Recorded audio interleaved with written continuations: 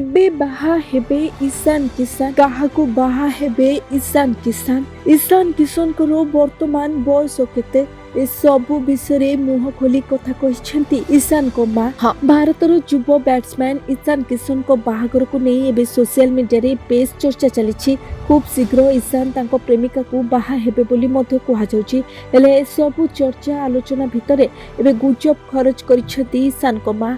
ईशान एबे छोट थिबा दर्शाई विवाह गुजब को खंडन करिसेंती मां सुचित्रा सिंह। ईशान किशन का मां कहछंती जे तांको पुओ को एबे खेल उपरे ध्यान देबाकू पड़िबो, किंतु पूर्वरु ईशान जेजेबापा तांको विवाह को गुजब को खराब चकाइथिले।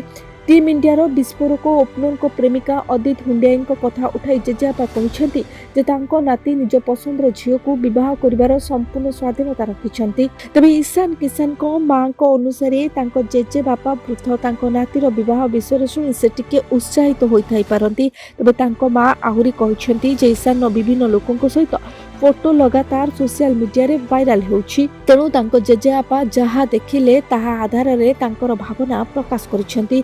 विवाह विषय एजाए कौनसी आलोचना होई नाही। ईशान किशन को मां को कहवा अनुसार जे ईशान को विवाह पाई एबे अनेक समय बाकी अछि। एपर्यंत कौनसी तारीख स्थिर होई नाही। वर्तमान तांकर ध्यान केवल क्रिकेट उपरे रहिबो।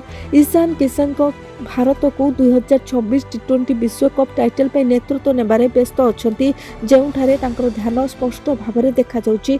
तो पाकिस्तान विपक्ष रे भारतर विजय पाई प्लेयर ऑफ द मैच पुरस्कार पाइतिबा ईशान किशन मध्ये कहछंती काम एपर्यंत सरी नाही, अर्थात टी20 विश्वकप ट्रॉफी तांकर मूल लक्ष्य रहिछि। ब्यूरो रिपोर्ट, बिरोजा न्यूज।